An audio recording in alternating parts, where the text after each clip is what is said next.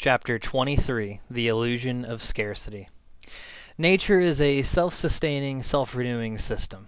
You could eat its berries, drink its water, and use any other resource it provides forever, so long as you don't exceed its renewal rate, with the exception of extreme ecological shifts.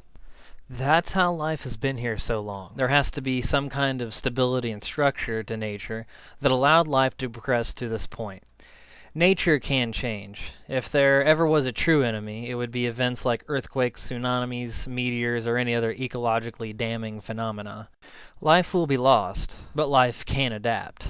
Remember, death plays a very important role in life. As long as we are able to adapt to the dynamic cycles of nature, life will continue. Real scarcity can and does exist. It would be erroneous to say that many of our ancestors have not suffered a great deal from various forms of famine that was well beyond their control.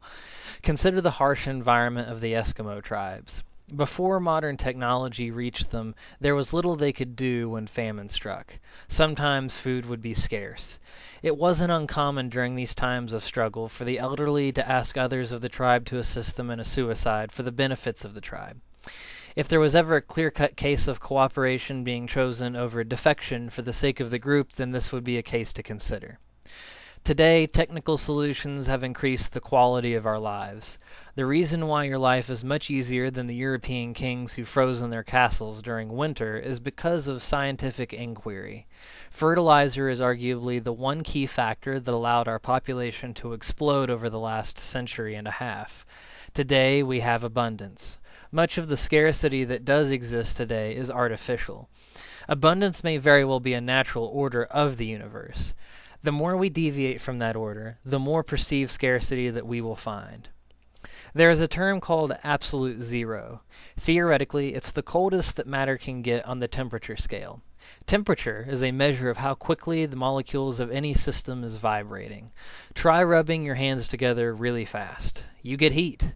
The sensation of heat that you feel is a result of molecules bouncing against your hand more quickly. You'd figure that absolute zero would mean absolutely no vibration. It's not.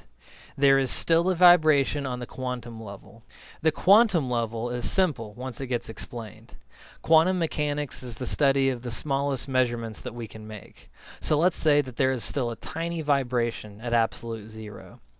That oscillation that is being made is the smallest measurable distance that we know of. We call it the Planck's distance. How long does it take for light to travel across a Planck's distance? Bam! You have your Planck's unit of time. You start forming algebraic relationships between these quantum measurements for time, distance, heat, etc., and you get the study of quantum mechanics.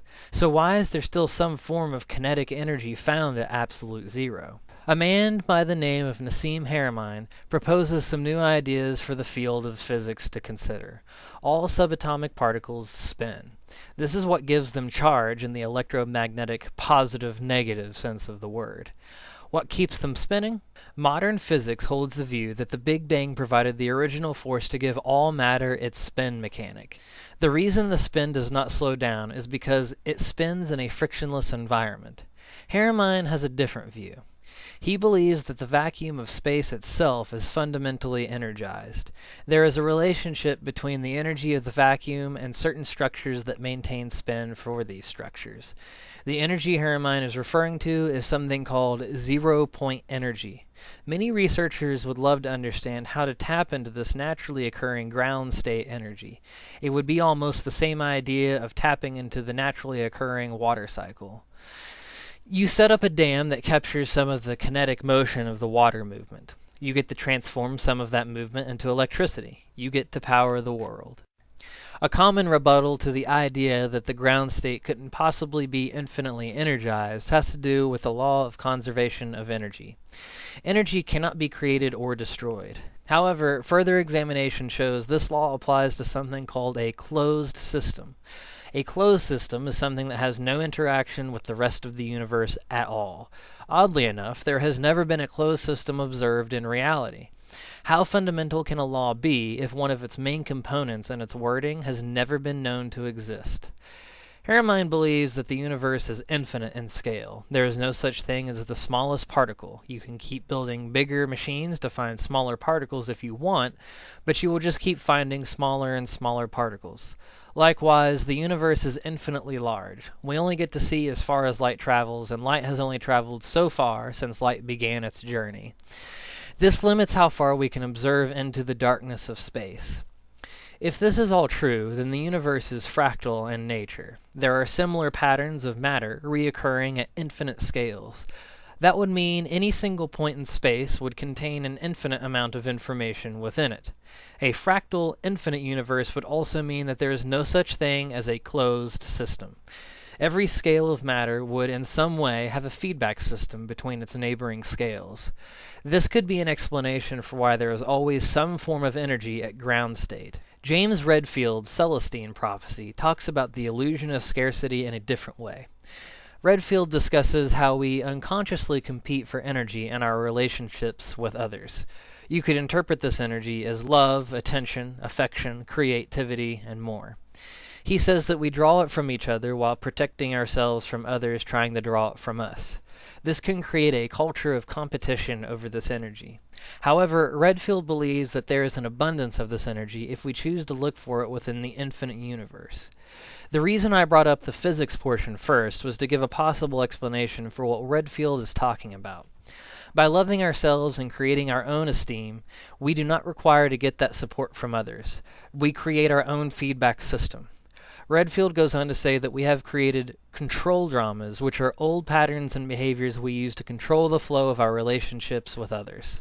For example, you may actively demand energy from others through intimidation and interrogation. You may passively set up circumstances where energy is sent your way by being aloof or having the poor me mentality, where people come to help you. Remember the section about selfishness and help? By clearing out the clutter of control dramas and aligning yourself where you are in balance to your life path, whatever that may be, you will be energized. The further you get away from the balance of your life path, the more energy you will lose access to.